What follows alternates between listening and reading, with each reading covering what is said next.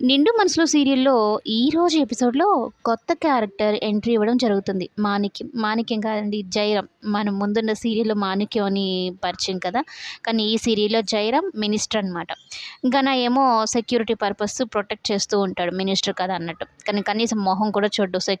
Salute చేసినా కూడా మొహం కూడా చూడకుండా వెళ్ళిపోతాడు. బాగా కోపం వస్తదనమాట ఘనాకి. ఆ కోపంలో ఉండగానే ఇక ఈ సిద్ధార్థ్ వాళ్ళ నాన్న వస్తాడు. సిద్ధార్థ్ వాళ్ళ నాన్న, ఈ జయరాం ఇద్దరు ఫ్రెండ్స్ అనమాట. పార్ట్నర్‌షిప్ ఇప్పుడు కుదుర్చుకోబోతున్న డీల్‌తో వాళ్ళు ఇంకొంచెం ముందుగు లాభాల కోసం అన్నట్టు మాట్లాడుకోవడం జరుగుతూ ఉంటుంది. కాంట్రాక్ట్‌ల గురించి ఆటిల గురించి. అయితే ఇక మాణిక్యం ఉండి నాకు ఇలాంటి పేరు కావాలి. నీకు ఎన్ని కాంట్రాక్ట్‌లు కావాలంటే అన్ని కాంట్రాక్ట్‌లు ఇప్పిస్తాను అనైతే అంటూ ఉంటే, అయినా ఇలా ఫ్రీగా ఎడ్యుకేషన్ ఏంటి నాకు అర్థం కావడం లేదు. దీంట్లో ఇంకేమైనా కిటుకుందా చెప్పు అంటే, ఎందుకు లేదు ఫ్రీగా కోచింగ్ ఇప్పిస్తామని చెప్పి రమ్మని చెప్తాము. వాళ్ళతోని అదే మన పబ్లిసిటీ అనమాట.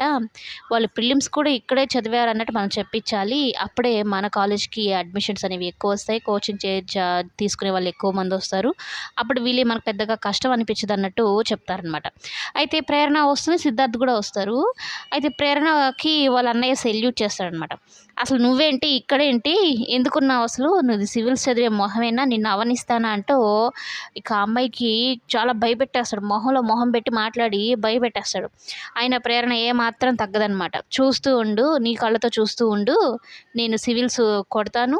ఐఏఎస్ అవుతాను. నీతో సెల్యూట్ కూడా చేయించుకుంటానని వార్నింగ్ ఇచ్చి వెళ్తుంది. అస్సలు తీసుకోలేకపోతాడు ఘన ఆ విషయం.